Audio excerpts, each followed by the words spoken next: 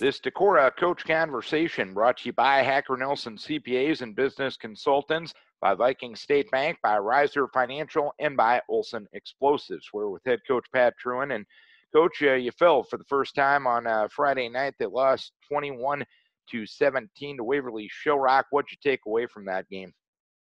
Well, there were a lot of good things we did. The defense really played hard, made a lot of plays during the game. Waverly we knew was a physical ball club, would be fired up. And they had an excellent game plan for us, so we'll tip our caps that way. And offensively, we needed to be able to make a few more plays in that part of the game. In special teams, we had a couple situations where we gave up some big field position too, and that got us in the hole. We had a pretty good half of football in the first half.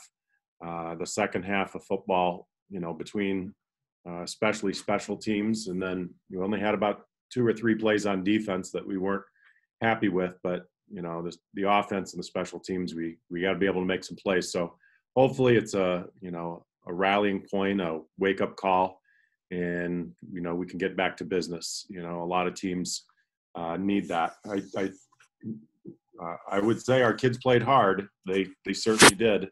But we needed to be able to help put them in a better position to make plays. And then a few of the times where we lost our concentration, we didn't make them. So now it's, rallying time and time to move forward. And looking at the stat sheet from that game, passing efficiency-wise, you've been a pretty efficient passing team all season. You were just 8 of 24 last Friday night. What needs to be better on that end of things? Well, we had a couple guys open where we just misfired on it. And then a few at the end, we're getting closer to the desperation incompletes. So when you look at those numbers, you add 4 more completions in there, and that's 50%. And that's where they played some sound defense, and they got some good pass rush on us.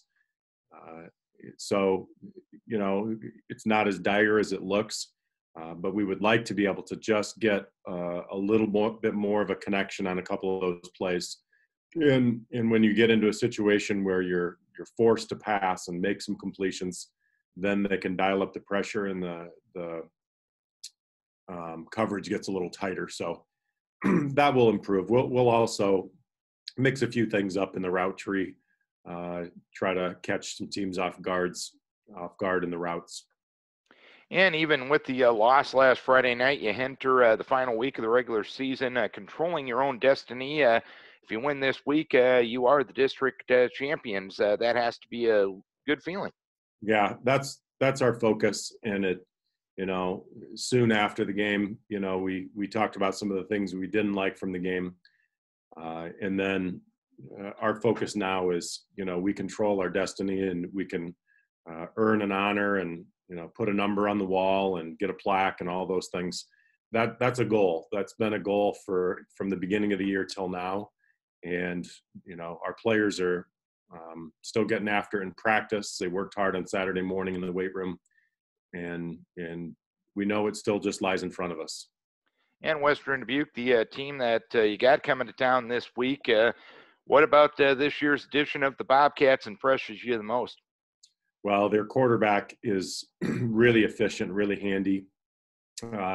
He catches it and he gets rid of it. The ball's thrown as quick as any quarterback we've seen, and he's accurate with the ball. They have some strong linemen in there, both sides of the ball. They aren't as deep as they've been. They've had some injuries. They've had about 3 skill guys that didn't play last week, and they play pretty much both sides of the football. And that is, that hurt them against West Delaware. That would have been a much more competitive game against West Delaware if those 3 guys were gone. We're going to expect that they'll be back. They've beaten some really good big clubs, beaten a Hempstead team that's a 4A team that's ranked, beat Indianola in the 4A world. So, and they're always well coached. They're very efficient in what they do. Their RPO game is very true RPO. If you attack with your linebackers and inside safeties too early, or you're too soft with your corners, they will burn you. So you got to stay sound in your coverage. We've got to keep our running lanes down because you can't just rally to the ball immediately with the linebackers. So they're a sound ball club. All right, Coach. Hopefully you can get back on the winning track and win a district title this week. Keep your kids healthy. We wish you best of luck. Thank you. This Decorah Coach Conversation brought to you by Olson Explosives, Reiser Financial, Viking State Bank, and Hacker Nelson CPAs and Business Consultants.